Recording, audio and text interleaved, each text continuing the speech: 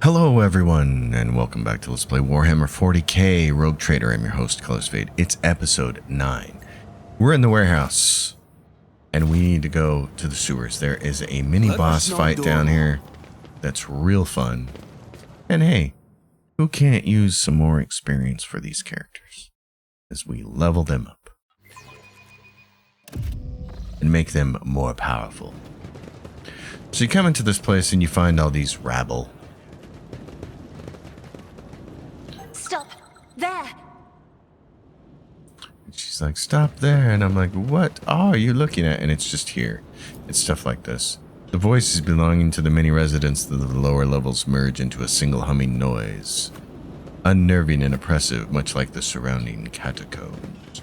But what you want to do... I'm registering unconventionally high efficiency for the unit Cassia or Celio, relative to her limited experience. The unit status has been upgraded. That's funny, Pasco. So, Lore Warpeer... Knowledge is the key to everything, is it not, esteemed Magos? I learned this wisdom from your fellow priests, and it has helped me many times. Yeah, so there's something going on in here. You're not quite sure Tell what. me something, Benai Cassia. Do you truly see the Undying One's light in the darkness between the stars? What is it like? Amid the boundless terror of the Sea of Souls, his distant light is akin to a great burning heart. I see it beating in the darkness, and I know that I can find my path. So what you want to do is touch this guy down here, who's Oh, the acting all irony. sick. And he turns into this, the Herald of Tzeentch. 195 hit points. He is the biggest thing we have seen so far, no question. So he's a little mini boss mob, and we're going to get everybody kind of situated here. Abelard, move over there. I'm going to move here. I'm going to move you there. Pascal. It's kind of hard to put people in a certain situation here because of what's going to happen. You're going to get people moving around a lot. Where are you? Yeah, come over here. Right there. All right. So Holt von Valencia, you get to go first. You do enough damage to the Herald of Tzeentch, and he's going to teleport around this whole area into different locations. And then each turn, he's going to do an ability that makes some of these NPCs around here turn hostile to you. So it's very entertaining. I'm going to torch him to give him fire and toxin damage, and then I'm going to come up here and hit him. And that's about as good as I can do right there. She's gonna give him some defense. And then she's gonna give Cabela some offense. Was that you? Or She's gonna do this because we're gonna try to damage him. He's got 3 exploits on him now. His defense looks like this. It's not a big deal to strip things off of him right now. What I'd rather do is this. on it? Torch. There, she does some pretty good chunk of damage to him there. And then he does this manifestation. You can see these people turn hostile. And then he's going to move. And then he got enough damage done that he's going to move over here. So. And turn a bunch more people hostile. So Cabela, you're our person here. Let's do this. As honor ordains, death is a blessing. Very nice. Darling, blood The oath shadows will see it done. on this guy. Doink. Come, There we go. the other side awaits, as honor ordains. Just gonna take him out. Killing brings me no pleasure. And then we can I move a shall little not bit. fail. Can't move any more than that, so we're kind of done there. Abelard, you can do this.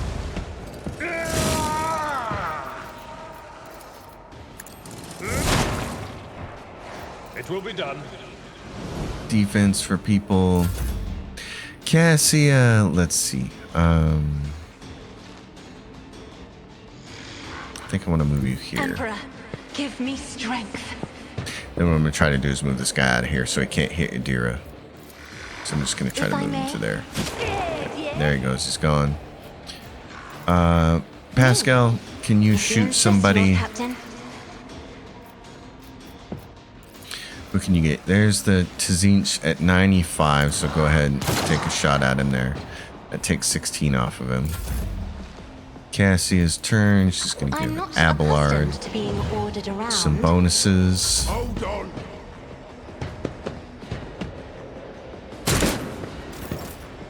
Pascal gets to go again. He can again exploit Running binary Herald of override. Tzeentch, and then he can take a really good shot at him. The Omnissiah does all. Now he's down to 100. That's nice. Just gonna leave him there. Daggers almost always hit, so I'm surprised I parried that. So we have a bunch of people over here who are on our side, but they're just not very effective fighters. They can't move very far, Let's make it quick. and we have to try and move around and get him. We got to keep doing damage to him so he'll keep warping, and obviously because we have to try and kill him. The longer he lives, the more people he can turn against us. So I'm here, but I need to kill this guy. I'll make it happen. So that's about all I can do with him. I can, though, however, give anchor arms to somebody. Abelard. There we go. It's Some as good defense as on done. myself. Call it good. And Adira, can you... I'd like to move her way up here and be able to use her staff, but I think that might be a mistake. Movement in the Imperial. I don't need her getting hit by these bozos, so... Let's do an exploit on him. Anything else? Now got 3 exploits. You can do some defense on people. Let's put it on Abelard. You can hit him. You can hit him with that. Okay. Let's do it then. And he moved. Okay. He's going to move probably up here. Yep, he's right there.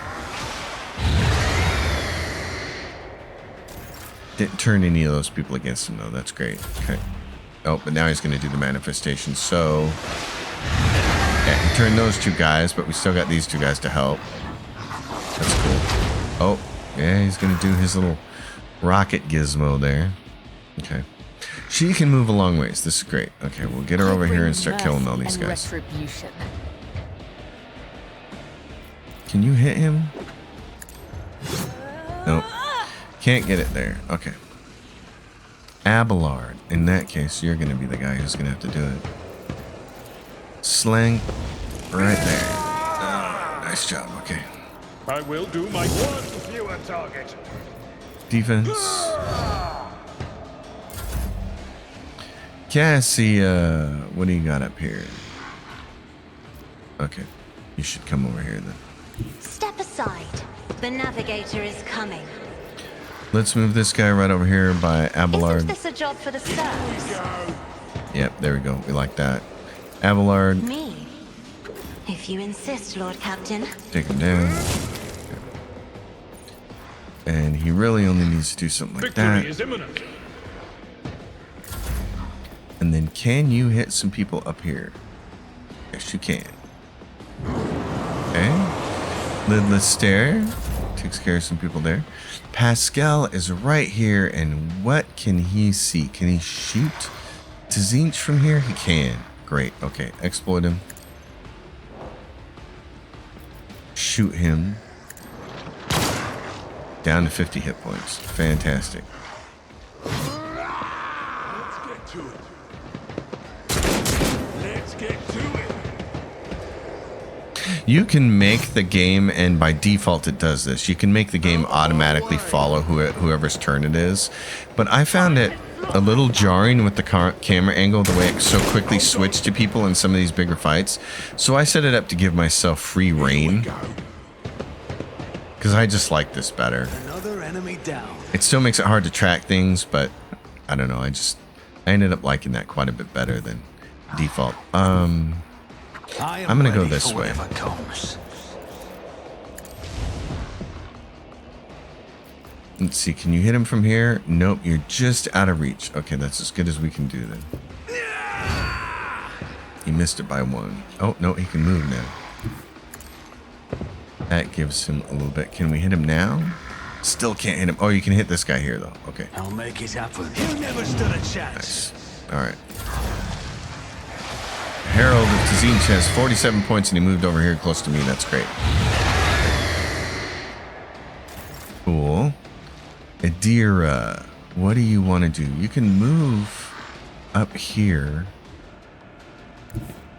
Oh, yeah. Get up here. You're going to zap all these guys. Who's got the most hit points? 15, 8, 15. Okay.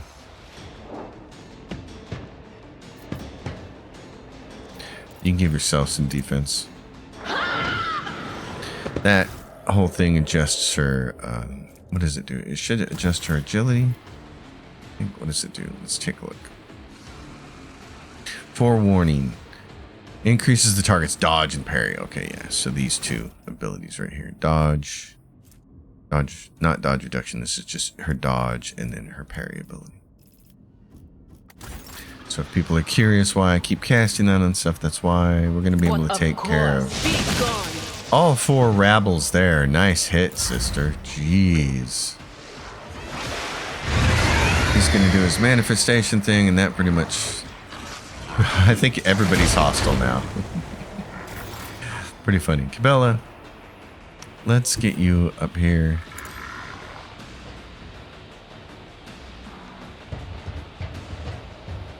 Attack. Nice job. Okay. And then just hit him with this. Trust me.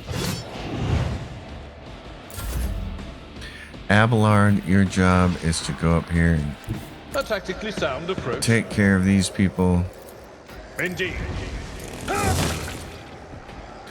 Move over here. The game doesn't like to move the scaffolding and things that are up. It doesn't like to move them out of view, which is kind of annoying. It will be done. I will do my duty. Cassia, let's see. Kind of want you to move back in this direction, but let's try to move this guy first. Can you move him closer to Abelard, maybe? Isn't this a job for the serfs? There we go. Oh yeah, I moved it right next to him. Great. Let's go this way. Let's give points to Pascal. If you insist, Lord Captain. Pascal gets a free shot on somebody. He can take that person down to that person. Let's try to take that person down. 72%. Nailed that one. Good job. I'm not accustomed to being ordered around. I get some bonuses. Pascal says I can shoot somebody else. Who do you want me to shoot? Well, take this guy out then. A rabble shooter. He's got 5 exploits on him. 95% chance he's dead. These guys are all going to run over here by me and Cabela, but that's not a good decision for them. They're going to hit the Tzeentch. That's awesome. Oh, a bunch of guys over here. Okay. So, what I should do probably is go right here. I don't need luck. I have strategy. So I'm going to hit the Tzeentch and kill him. I'll see to another enemy down. And then I can go like this. Oh, this is great. We got high momentum right here. You never stood a chance. Okay. Doink.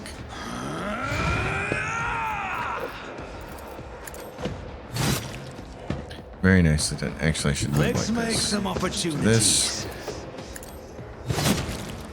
Nice. I'll Dagger him. make it happen. I can move over here, so if these guys want to move away from me, they're going to get attacks of opportunity. Adira. You can hit both of those guys from there. Great. Let's do an exploit. I'm worried about her hitting me. Was that you? Or Can she reach them with this? She can. will do. I didn't flinch. I get hit, but it's not a lot of damage, so. Cabela, you can't really get to this guy, can you? Comes in silence. You can get close though. She's got a lot of movement points now.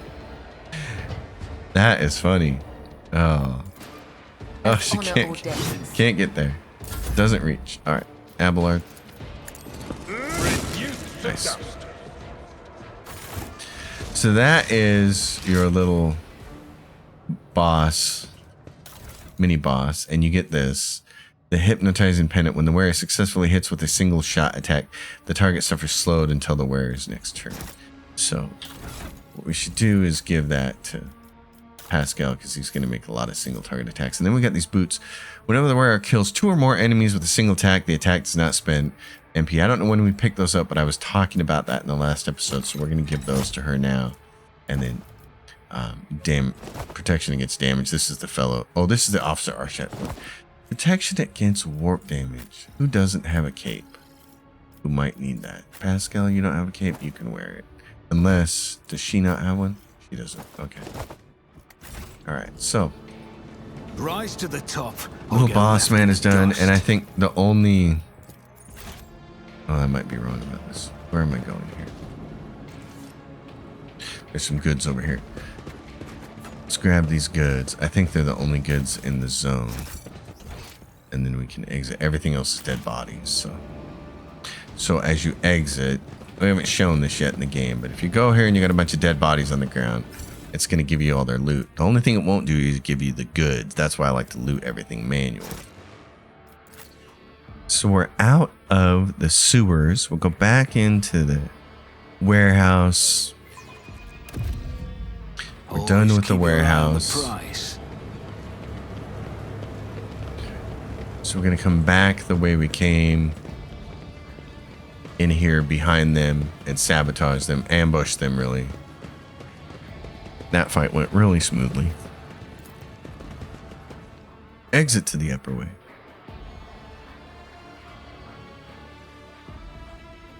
We're about to get to the command center, which is going to be great.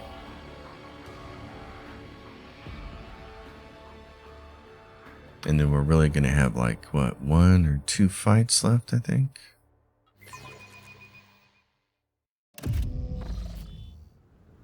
Alright, so there's the manhole cover.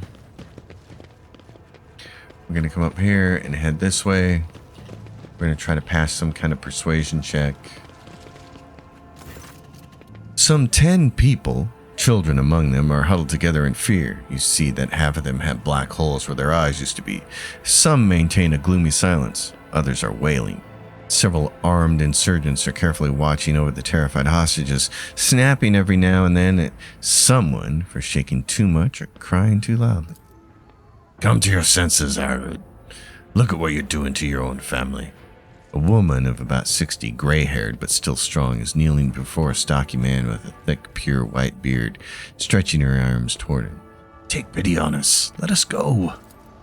Stop talking and embrace redemption. Our children have gained true sight, while you still believe the lie. Upon seeing you, the man points his weapon at you. The other insurgents do the same. Who are you and why are you here? No, you tell me.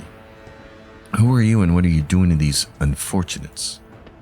I'm the chief. My former name, Herald, is meaningless now.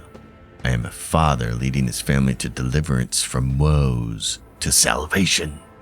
Aurora has opened my eyes to the truth, and my children will see it. Herald, spare us. Spare your children. His mind and soul are pierced by shards of a colorful deception, Cassia says. Hues, once twisted by despair and the Immaterium's influence, can never be the same again. Pascal's vox hisses furiously. Layperson, cognition is not your primary function. You are saving your kin by holding them at gunpoint and believe that burning their eyes will grant them sight. It is evident that the author of the demagogic teaching that confused you meant to make a mockery of your deplorable intellect. It's a great insult. Abelard's face turns a deep red. To cast your own children into the thrall of heresy. To drown your progeny in this filth with your own hands. Cabela says, I remember when the vizier used to sew our eyes shut so that his young spinners would see the truth. Our ritual was one of service to him. It tempered and prepared us for our duty. What you are working here is despicable heresy, a blasphemous mockery of our sacred disciplines. What you are doing is no salvation. Stop taking your fear out on the innocent. It will neither ease your suffering nor rid you of fear. The fanatical old man says, but all I wanted to do was save them. The man drops his weapon and covers his face with his hands in desperation. You hear several short sobs. There's no washing the blood from your hands, an elderly citizen says, but you could at least let us go, Arlid. The ones you haven't mutilated yet. The old man gestures to the other insurgents who lower their weapons, and then he shifts his gaze to you, trying to hold back tears. What happens to us now? Your family may go, and so may you, but make sure I do not ever see you again. The hostages begin to leave, and soon the group disappears around one of the bends. The old man looks away from them and walks in the opposite direction. His shoulders shake with sobs every now and then. Off you go, you miscreant.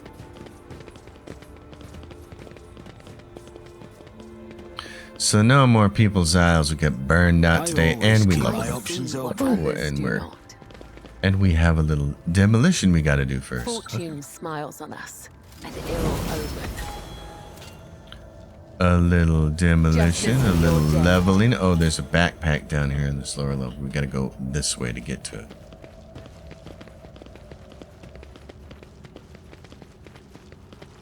So you want to come down here, loot this stuff. And you might be thinking, man, there's just a bunch of generic goods and they're cluttered all over this game. Trust me, you won't. Keep your wits about you. That's how you're going to get the good loot. It's by trading that stuff for faction reputation. And that, along with your profit factor, is going to get you some sweet fat loots. Okay, let's level up our boy here, Rogue Trader. So he took this last time, Psychominoris, which means now he's going to get the really cool spell, Firestorm and Second Sight.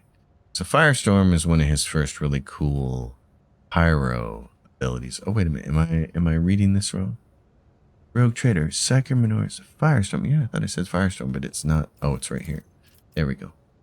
I click on it. So down here, he's got a bunch of cool warrior stuff, but we're not going to take any of it. He's more of a pyro mage. So what we want to go down here, since we took pyromancy, we want to get Firestorm. Later on, we're going to grab Enfeeble, which is going to allow us to take warp speed as well. But right now we want this, because this is an AoE fire that makes everybody burn, and it's just fantastic.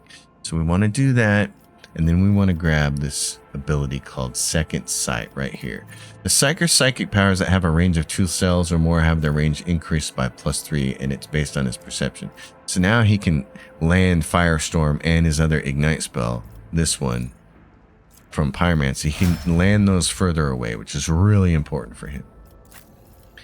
With Abelard, we're going to grab Taunting Scream and Dueling Mastery. So with Taunting Scream, he unleashes a terrifying scream, drawing the attention of their enemies and becoming a priority target for any enemy who fails a willpower resistance test for 3 rounds. This goes really good with Cassia's ability to lower the willpower of enemies, and she'll get to go first in every turn once she gets her second archetype. So this can actually work, but by that time, Abelard's not really going to be in our party anymore. So we're going to grab Taunting Scream and Dueling Mastery. This is going to give him more parry ability, so he's going to be more defensive even. He's your frontline tank, don't get hit and don't get hurt when you do get hit kind of guy. And then Pascal is going to get Uncanny Sight and Medicae. So his Uncanny Sight allows him, he inflicts exploits even on enemies which are out of the operative's line of sight at the start of their turn. And then he's going to get Medicae, because we've grabbed these two and none of the rest of these are important for him. Other people are going to have these things covered. So his ability to do Medicae will be fine. Then we got to roll down here and get Cassia and Cabela. For Cassia, she's going to take Blood, Augury, and Perception. So all of these are her navigator talents in this second bank down here. And You want to take as many of these as possible. And the reason is why it's important is I can't remember which ability yours is. We're going to look for it here real quick. Dun, dun, dun, dun, dun. I'm scrolling through here just looking for this. Okay, I'm missing it somewhere. But anyway, she's got an ability where she regenerates hit points based on how many of these individual abilities you have taken, which ends up being really useful for her. For right now, we're grabbing Blood Augury. Enemies damaged by the Navigator suffer plus 11% additional damage from any source of warp damage. The bonus stacks for each hit inflicted by the Navigator, and it stacks up to 5 times, and this keys off her perception bonus, which again, we said perception is really important for her. So she gets a Blood Augury, and then we're going to increase her perception. Doink. Pretty easy setup for her. Cabela, on the other hand, is going to grab Oath of Vengeance and Death Warden. So Oath of Vengeance, it costs her 10 wounds to use this, and until the end of combat, she's going to have increased critical hit chance and plus 28% critical damage. These numbers go up because they are based on her agility bonus and her weapon skill bonus, and this is based on her level. So this becomes pretty expensive to use later, but these bonuses get huge. So it's really nice. It's just a lot of fun for her. Oath of Vengeance, great. We want to grab Death Warden. The Blade Dancer's Meta-K is now determined by weapon skill instead of intelligence, her weapon skill being much higher. It's 45 than her intelligence 35, and this is just going to keep going up because we're going to keep putting points into it. So her Meta-K skill is now determined by weapon skill, and later on she's going to take a talent that's going to make her hit points based off of her Meta-K instead of her toughness. And so she'll end up with a lot of, see right there, it says characteristic bonus toughness plus 5. But later on when it's based off her Meta-K, then her hit points are way going to go up. So then she becomes quite a bit more tanky in addition to just flat out being lethal. Idira, come up here. We're going to do this. And she is going to get advice and guidance and Lore Xenos. So down here, where is your advice and guidance? Right there. The first time in combat that an ally becomes the target of the Psyker's psychic power, this ally gains plus 10 to weapon skill and ballistic skill. So obviously, if she buffs me with the strength buff, or buffs Abelard, or buffs Cabela, we get bonus weapon skill, which is fantastic. Gotta love that. So she gets that advice and guidance, and then we're going to give her another turn of Lore Xenos. So we pick that up, and then we're going to go in here and talk to the command center. And talk to the governor. All right. Is there money to be made? They got a little bridge to extend here. They're trying to keep this place on lockdown. And we find that the the heresy of rebellion has engulfed this governor's entire bodyguard world. here. No walls will offer shelter from his furious judgment. I don't think there's any loot in here, but I wanted to check. Governor Medina.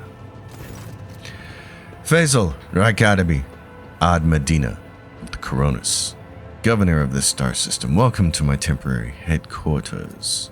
The man's gaze falls on Abelard, his eyes slightly narrow. Worsarian. Governor Medina, my greetings.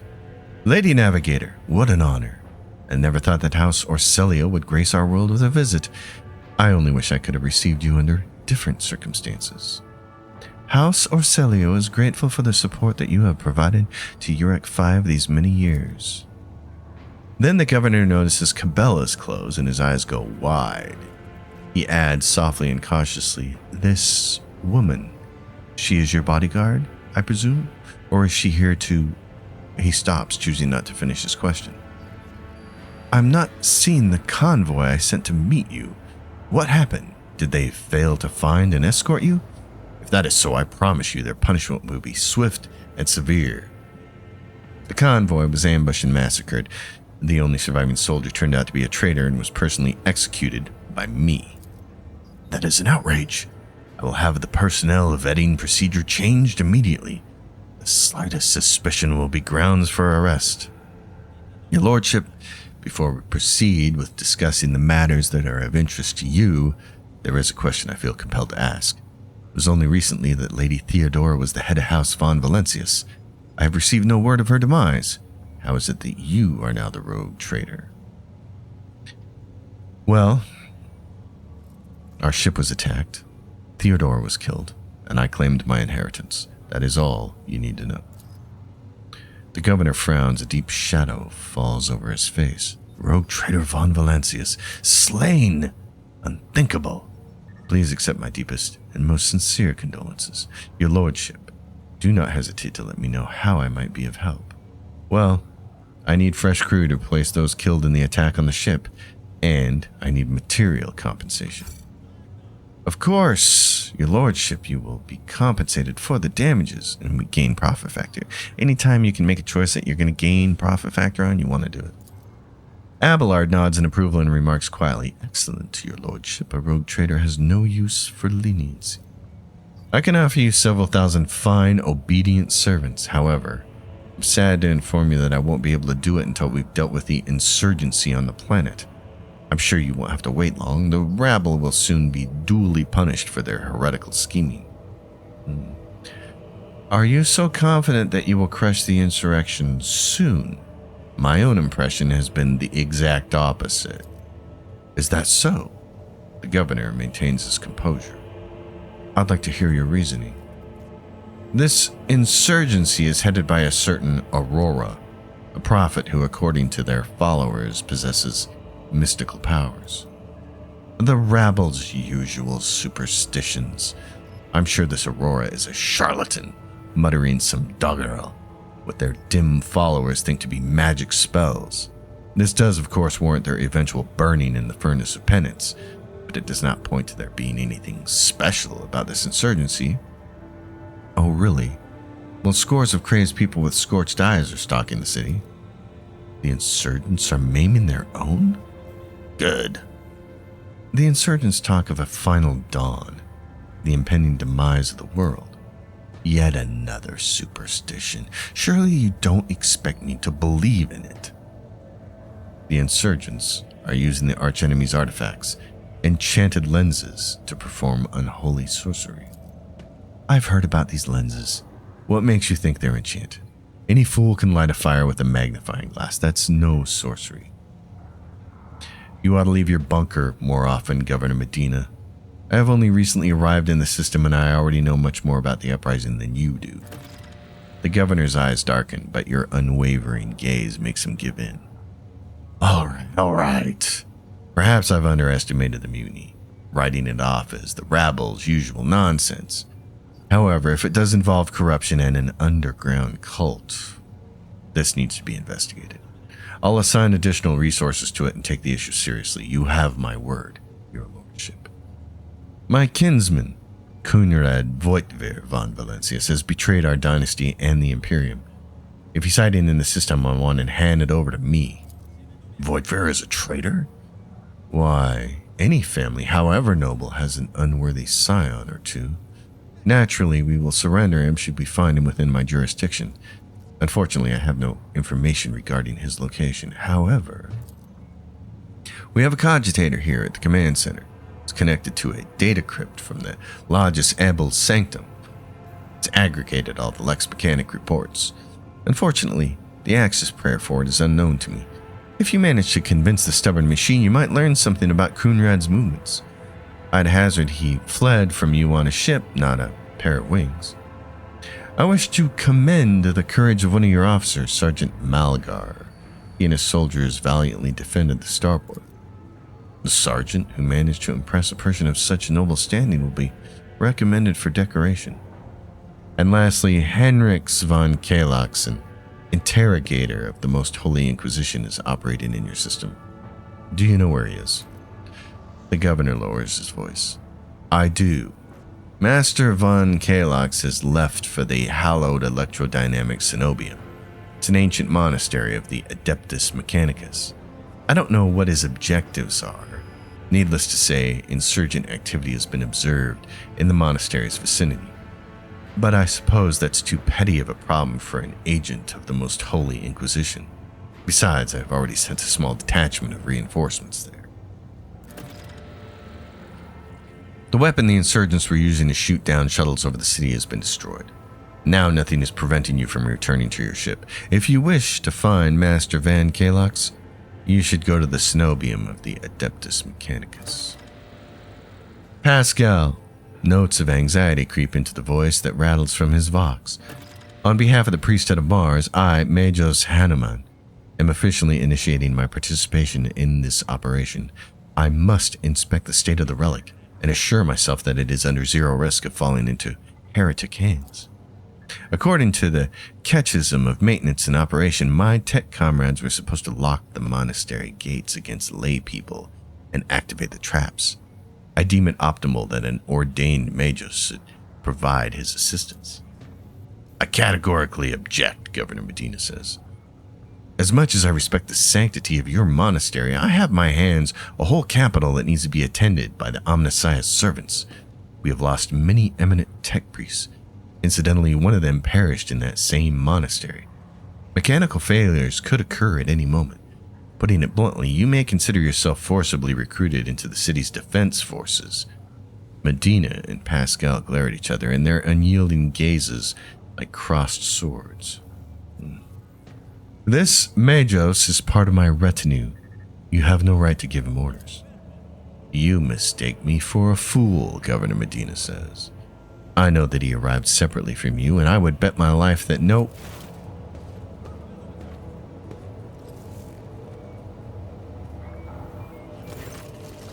The governor's voice dies down in the low growl of a drilling mechadendrite. Its tip is directed straight at the bridge of his nose. Medina clears his throat and grumbles stubbornly. So this is the negotiating technique you have resorted to? Do you think this is the first time I've been threatened with a weapon?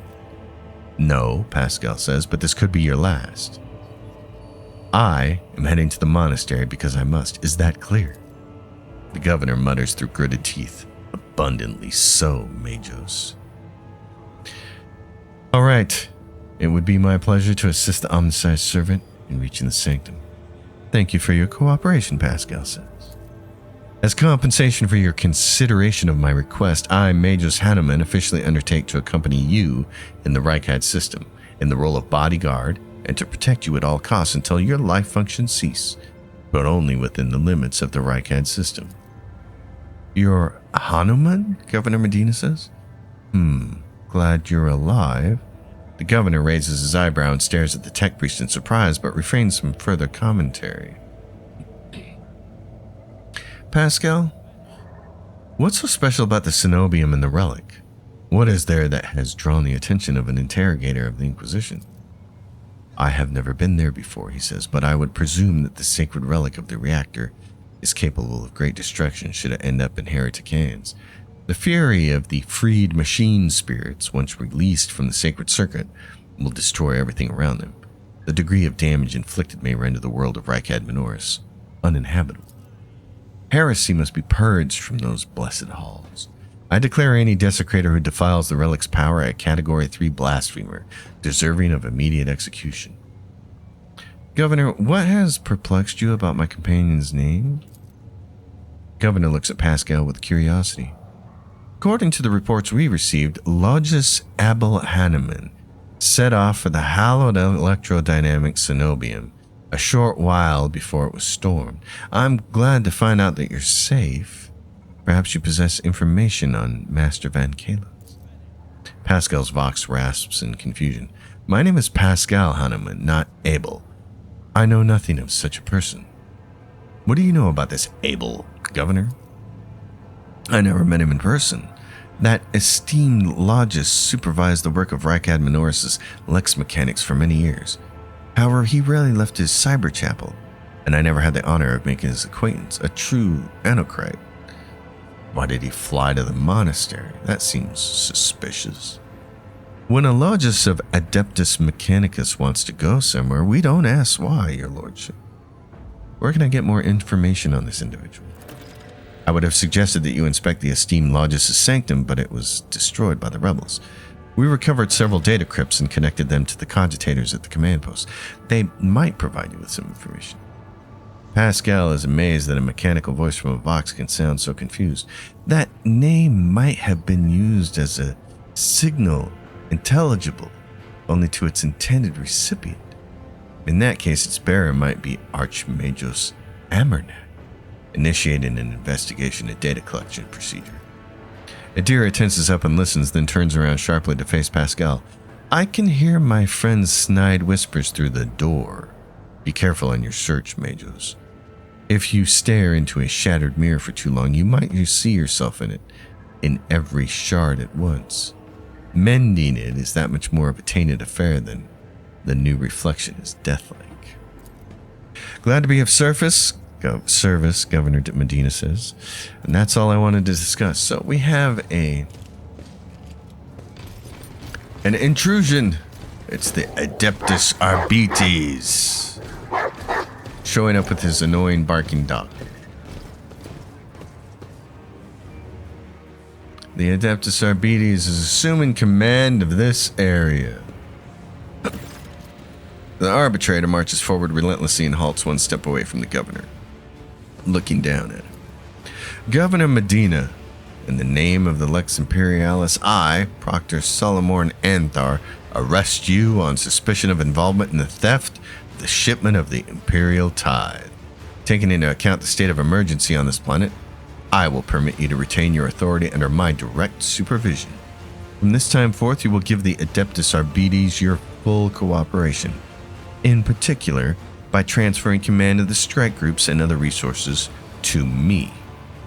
Medina, though deathly pale, proudly raises his chin. Arrest me? Transfer my resources? Your demands undermine my efforts to suppress the rebellion. Excuse me, Proctor, but this accusation of stealing the sacred tithe is simply... He stops talking into the Arbiter's oppressive, merciless gaze. Denying guilt only adds to the suspicions against you, Governor. Now let us go over everything one more time. The tithe was stolen from your world. You are culpable for this incident, whether you were personally involved or not. You will provide the resources I have requested without objection, as this measure serves to re-establish control over the planet. Comply, or I will consider your refusal an obstruction of the investigation and take steps accordingly. It seems I am left with no other option than to obey your will. As his law-abiding servant, I honor your word of the Lex Imperialis. Medina shoots you a quick glance, unless his lordship has anything to say on the matter. I would never think to oppose a servant of the Lex. The governor puts his hands behind his back, either to appear more confident or to hide the tremor in his fingers. In that case, please accommodate yourself, Proctor. But before I give you the access codes, I must give a protracted self-exonerating statement. There's no need. All information required of you will be obtained during questioning without witnesses, be it your personal guard or the rogue trader. Just you, me, and Glato. The cyber mastiff lets out a heavy growl that sends a shiver down your spine. What is your plan, Proctor? Stop the heretics from taking over the starport and other locations critical to the investigation. At the same time, we will crush the heretics' resistance. Most of them are hiding among the commoners. A series of concentrated strikes against the residential districts and infirmaries will send them running. That is when we'll finish off the rebel carrying. Blood of the throne, Medina says.